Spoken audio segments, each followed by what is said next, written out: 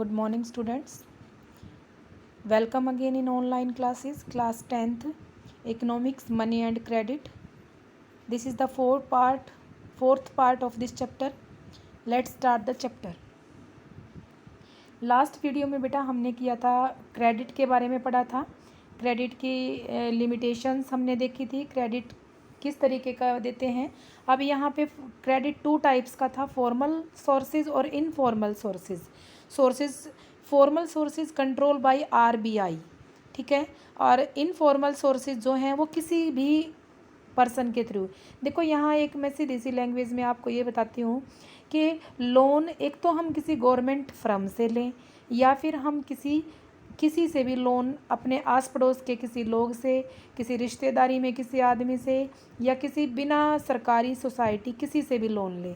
जो informal loan होगा वो गवर्नमेंट का कोई बेनिफिट नहीं होता, और फॉर्मल लोन होगा, फॉर्मल, वो गवर्नमेंट के अकॉर्डिंग होगा।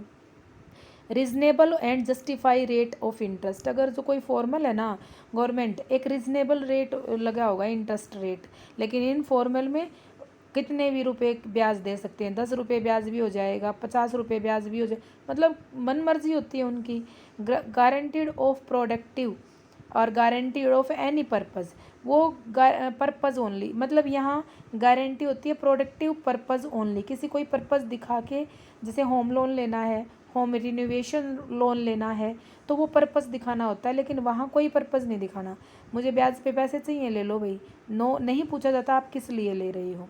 मोर डॉक्यूमेंटेशन रिक्वायर्ड, फॉर्मल में बहुत ज़्यादा डॉक्यूमेंट्स होंगे, इनफॉर्मल में कोई डॉक्यूमेंट्स नहीं होगा। Legal proceeding followed by the recover loan amount if they borrow fail to repay, अगर वो कोई भी अपना लोन देने में, पैसा देने में चूक जाते हैं तो उनसे उनकी उस प्रॉपर्टी को जब्त कर लिया जाएगा जिस प्रॉपर्टी के अगेंस्ट उन्होंने लोन लिया है, ठीक है। लेकिन यहाँ lenders can be take any measures to recover, वो ज़रूरी नहीं कि उसकी उस प्रॉपर्टी को लेने लेगा, थोड़ा सा टाइम और दे देगा या प्रॉपर्टी के बदले में कुछ और किसी तरीके से भी पैसा निकलवाएगा, बट ऐसे प्रॉपर्टी जब्त नहीं कर सकता, ठीक है। नेक्स्ट है formal sources of credit advantage, low rate होगा फॉर्मल में। अडॉप्ट जो जुडिशियस पॉलिसी, गवर्नमेंट के थ्रू जो पॉलिसी होंगी ना, कानून की देख रेख में वो पॉलिसीज़ बनाई जाएंगी। Guaranteed loans for the productive purpose and chance failed in debate trap is less, मतलब यहाँ जालसाजी कम होगी, लोगों के साथ जो धोखाधड़ी होती है ना वो बहुत कम होती है। जैसे ब्याज के कोई पैसे लेके भाग गया, अगर मैंने बिना किसी डॉक्यूमेंट्स के दिए थे तो वो फंस जाते हैं पैसे, लेकिन यहाँ वैसे पैसे नहीं फंसते। Help the borrower for effective utilization of loan amount of promoted demand, अच्छी डेवलपमेंट करने के लिए हेल्प हो रही है, आम आदमी को भी घर बनाने के लिए एकदम से पैसा मिल जाता है। Interest rate fix, consider the prevailing market and economic conditions and therefore the risk of the borrow are less, मतलब मार्केट से या जहाँ से भी पैसा उठाएगा उससे कम इंटरेस्ट के अकॉर्डिंग हमें रेट मिलेगा, और बोरोवर का रिस्क नहीं होता कि कभी इंटरेस्ट रेट बढ़ गया या क्या हो गया, वो एक फिक्स होगा जिसको आप अपनी पे में से या किसी भी तरीके से धीरे धीरे उतार सकते हो। फॉर्मल सोर्सेज ऑफ क्रेडिट के लिमिटेशंस जो हैं वो grant only scared loan, so the people without proper controlled can not borrow, मतलब भाई कोई डॉक्यूमेंटल नहीं है, अगर कोई किसी के पैसे लेके भाग जाता है तो हम उसके ऊपर क्लेम भी नहीं कर सकते। लॉन्ग प्रोसेस है, हाई डॉक्यूमेंटेशन है, इसमें अच्छा लिमिटेशंस दिखाई गई हैं कि grant only scared loan, so the people without proper control can not borrow, मतलब एकदम से वो ग्रांट जो है, कितनी ग्रांट आएगी, किस तरीके से काम करना है, वो सब देखना पड़ता है। बहुत सारे डॉक्यूमेंट्स बनाने पड़ेंगे, ये बहुत लंबा प्रोसीजर है। Less autonomy in utilisation of fund, उन फंड को यूज़ करना, अगर होम लोन लिया है तो होम ही लेना पड़ेगा, गवर्नमेंट को दिखाना पड़ेगा कि हाँ मैंने होम लिया है, ऐसा नहीं है कि होम लोन के लिए मैं झूठ बोल के पैसा ले लूँगी। Difficult to get loan to meet small financial need, small financial need अगर हैं तो डिफ़िकल्ट होता है उस लोन को पे करना। It grants loans only for the projects that productive in their there eyes. वो ग्रांट जो होता है, लोन सिर्फ उसी प्रोजेक्ट के लिए ही किया जाता है जो प्रोजेक्ट हमें के लिए लोन लिया, दूसरा कोई काम करना मुश्किल होता है उस पैसे से। Located at far from the borrowing particularly in rural area, मतलब जो वो बोरोअर है गांव वगैरह में, मतलब लोकेटेड बहुत दूर होते हैं, लोग इन झंझटों से दूर ही रहना पसंद करते हैं। इनफॉर्मल सोर्सेज ऑफ क्रेडिट के एडवांटेज हैं, वेरी इजी प्रोसेस है, इंस्टेंट क्रेडिट, लेस डॉक्यूमेंट्स नहीं होते, full high level autonomy of the utilisation of fund. अपने वहाँ कुछ नहीं पूछा जाता आप घर के लिए लोन ले रहे हो या आप किस चीज़ के लिए, आपकी मर्ज़ी है। उस लोन से आप फ़ॉरेन में जा रहे हो, उस लोन से आप अपना घर बना रहे हो या जो भी कर रहे हो। Free for the fix for loan and time and mode of replacement, free होता है, फिक्स होता है लोन, टाइम भी थोड़ा बढ़ सकता है रिप्लेसमेंट के लिए। Loan are guaranteed to meet all kinds of financial needs, हर तरीके की फाइनेंशियल नीड को करते हैं, बट उनका अब लिमिटेशंस में उनका हाई रेट इंटरेस्ट होगा, मन मर्जी से इंटरेस्ट देंगे। Tough conditions for replacement, undue of necessary in interference in utilisation of funds, मतलब अननेसेसरी इंटरफेरेंस रहती है।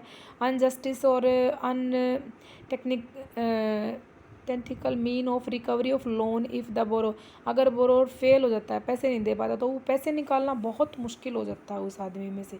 Mostly granted loans to up productive purpose which is detrimental to the interest of the borrow as well as the economy. Mostly जो guaranteed होते हैं loan वो unproductive purpose के लिए होते हैं, और जो इस टाइप के जो पर्पज़ होते हैं to interest the borrow is as well as economical condition से फंसने का काम होता है। शायद वो उनका रेट ऑफ इंटरेस्ट कई बार इतना बढ़ जाता है कि जितनी उनकी मेन पूंजी नहीं थी उससे ज़्यादा तो वो पे कर रहे होते हैं उनके लिए। Do credit it always beneficial, क्या क्रेडिट हमेशा ही बेनिफिशियल रहता है? देखो, अगर आपका ये अपने ओपिनियन से क्वेश्चन आए तो yes sometimes yes and sometime no, कुछ भी आप लिख सकते हो। Credit sometime may be a burden and borrower and may be the डिपेट trap and credit can be the burden mostly in the following circle. कई बार ये बहुत बड़ा बर्डन बन जाता है और कई बार ये एक ट्रैप भी बन जाता है, एक जाल बन जाता है जिसके अंदर लोग फंस जाते हैं।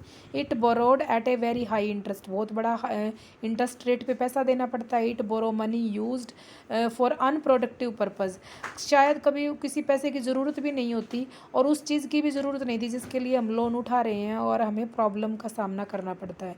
If invested in the business with high risk of failure, अगर बिजनेस फेल हो गया जिसके ऊपर तुमने लोन उठाया है तो वो पैसा ख़त्म और उसके साथ साथ आप उस लोन के नीचे भी दब जाओगे। डिले करते हैं अगर लोन की जो किस्तें हैं या इंस्टॉलमेंट को देने में, तो प्रॉब्लम होती है, बर्डन आ जाता है बोरोवर पे। Failure to replace the loan of the cause of change, अगर कोई हम प्रॉपर्टी का चेंज करते हैं तो बहुत प्रॉब्लम आ जाती है, उसके अगेंस्ट लोन है तो हम उस चीज़ को बेच नहीं सकते। सोचो कि अगर मैंने घर पे लोन ले लिया और मैं उस घर को बेचना चाहती हूँ तो हम उसको बिल्कुल भी नहीं बेच पाएंगे, ठीक है, सेल नहीं कर पाएंगे। Taking fresh loan off replace in previous loan and fall in debate trap, अब कई बार हम एक लोन को कवर करने के लिए कोई दूसरा लोन करवा लेते हैं, दूसरे को पे करने के लिए कोई तीसरा, और इस तरीके से हम इन लोन के ऐसे जाल में फंस जाते हैं कि हम सारी ज़िंदगी, हमारी कई पुश्तें भी उस लोन को पे करने में निकल जाती हैं।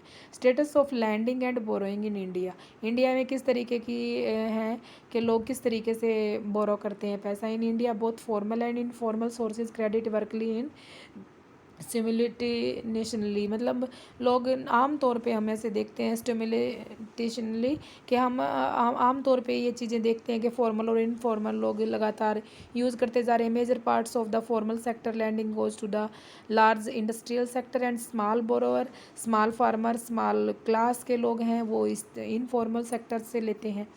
उसके बाद प्रॉब्लम्स क्या आती हैं, high rate interest, conditions for replacement, ये वही चीज़ें हैं। Unnecessary interference in utilisation of funds, injustice and, ये सेम बात वही है जो मैंने पीछे करवा दी है। Why small farmer borrow from the informal sector, से क्यों खरीदते हैं। Hesitation to go to the bank, bank में नहीं जा पाते, इलिटरेट होते हैं, लैक ऑफ अवेयरनेस होती है, लैक ऑफ कल्चरल मतलब उन लोगों को उन चीज़ों के बारे में ज्ञान ही नहीं होता, या फिर वो एक ये सोचते हैं कि ये लोग हमें फंसाने वाले हैं। बोरोइंग एंड अनप्रोडक्टिव पर्पज से है होते हैं। Availability of fulfilment documentation needed, poor accessibility of banks and easy accessibility of money lenders, वहाँ से पैसा लेना ईजी और वहाँ से पैसा लेना मुश्किल हो जाता है। It is important to protect the borrow of informal sector, ये ज़रूरी क्यों है कि इनफॉर्मल सेक्टर से ही लोग पैसा लेते हैं। सबसे मेन दिक्कत है कि सबसे पहले डॉक्यूमेंट्स की प्रॉब्लम है।